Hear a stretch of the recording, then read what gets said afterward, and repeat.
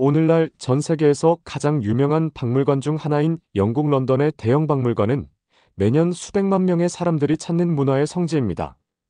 이곳에는 로제타석, 엘긴 마블, 이집트 미라, 아시리아 궁전 부족, 중국 청동기인 마야 문명 유물 등 인류 역사를 대표하는 보물이 가득합니다. 그런데 혹시 이 세계적인 박물관이 입장료 없이 무료라는 사실을 아시는지요?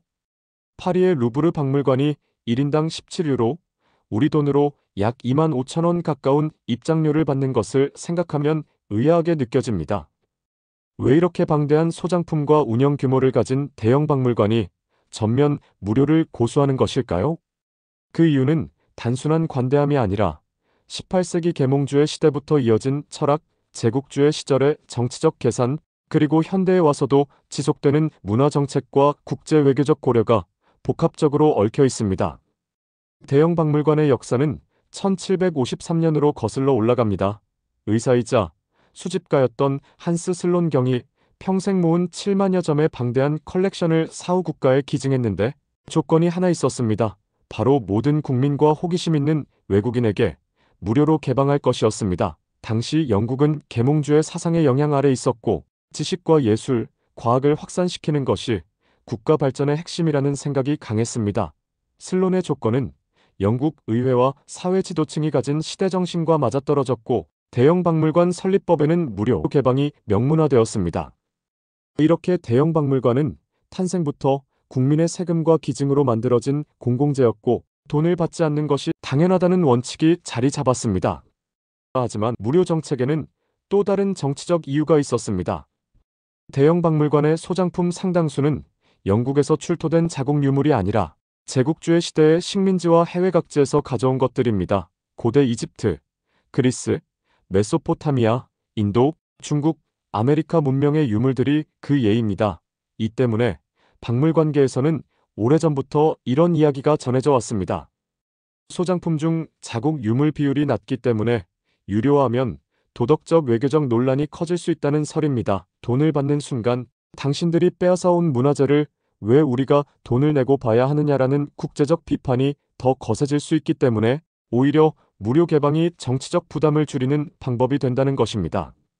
실제로 영국 정부의 2001년 국립박물관 무료 정책 보고서에서도 다양한 출처에서 온 문화유산의 공공접근성은 정치외교적으로 중요한 자산이라는 표현이 등장합니다. 즉, 무료 입장은 제국의 과거를 합리화하는 장치이자 문화재 반환 요구에 대응하는 부드러운 전략이기도 한 셈입니다. 또 빅토리아 시대 이후 영국에서는 문화가 사회를 교화하고 교육할 수 있다는 믿음이 강했습니다. 산업혁명으로 빈부격차가 커지고 도시 노동자가 늘어나던 19세기 국립박물관과 미술관을 무료로 개방하면 서민과 노동자들도 휴일에 와서 고상한 문화를 접할 수 있고 이것이 범죄를 줄이고 시민의 품격을 높일 것이라는 생각이 널리 퍼졌습니다.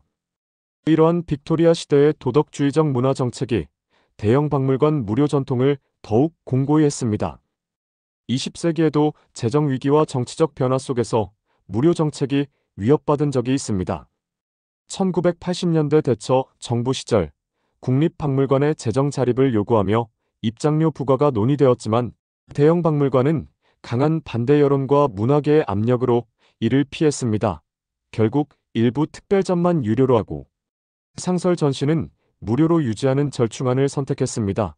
2001년 노동당 정부는 아예 모든 국립박물관 무료 입장을 법적으로 보장했고 이후 방문객 수는 폭발적으로 늘어났습니다.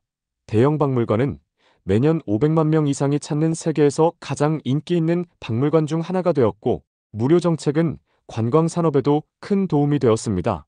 특히 외국인 관광객들에게 돈 한 푼 안 내고 세계 최고의 유물을 볼 수 있는 곳이라는 인식이 확산되면서 런던의 대표 명소가 되었습니다. 이 점에서 프랑스 파리의 루브르 박물관과 비교해보면 흥미롭습니다. 루브르는 프랑스 혁명 직후인 1793년 모든 시민에게 개방된 국민박물관으로 출발했지만 오늘날에는 입장료를 받고 있습니다. 프랑스 정부는 루브르의 입장료 수익이 전체 운영 예산에서 중요한 부분을 차지하며 해외 대규모 전시, 복원 작업, 보안 강화 등 고비용 프로젝트에 쓰인다고 설명합니다. 또 루브르의 소장품은 상당 부분이 프랑스 영토와 역사와 직결된 자국 유물들이며 나폴레옹 시대에 가져온 외국 유물도 많지만 프랑스 내부에서는 프랑스 문화 자산을 관리 보존하는 데 필요한 기여금이라는 인식이 강합니다. 반면 대형 박물관은 국민 세금으로 이미 확보한 자산을 다시 돈 받고 보여주는 것은 이중부담이라는 여론과 원래 주인이 다른 나라일 수 있는 유물까지 돈 받고 보여주는 것은 도덕적으로 부담스럽다는 정치적 감각이 결합해 무료 정책을 지켜온 것입니다. 또한 루브르는 파리라는 도시 한 곳에 집중된 상징성이 매우 크기 때문에 입장료를 받아도 세계 관광객의 발길이 끊기지 않는다는 자신감이 있습니다. 하지만 런던은 대형 박물관 외에도 수많은 무료 박물관과 미술관이 있어 하나라도 유료화하면 공공문화 접근권 후퇴라는 사회적 비판이 커질 가능성이 높습니다. 이런 비교를 보면 대형 박물관의 무료 정책은 단순히 친절한 서비스가 아니라 역사, 정치, 외교, 문화 정책이 얽힌 복합적 산물임을 알 수 있습니다. 영국 입장에서는 무료 개방이 국제사회에 대한 부드러운 이미지, 제국주의 유산에 대한 비판 완화, 국민 문화권 보장, 관광 유치라는 여러 효과를 동시에 주는 전략이기 때문입니다. 그래서 대형 박물관의 무료 정책은 앞으로도 쉽게 바뀌지 않을 것입니다. 설립 당시의 계몽주의적 이상, 제국의 정치적 계산, 빅토리아 시대의 도덕주의, 현대의 문화, 민주주의와 외교 전략까지 그 모든 요소가 오늘날 우리가 돈 한 푼 내지 않고 세계 문명의 보물을 눈앞에서 볼 수 있는 이유입니다. 그리고 이 차이는 루브르 박물관과의 비교 속에서 더욱 선명하게 드러납니다. 한쪽은 유료화를 통해 재정과 보존을 강조하고 다른 한쪽은 무료화를 통해 문화 접근성과 외교적 이미지를 지키고 있는 것입니다.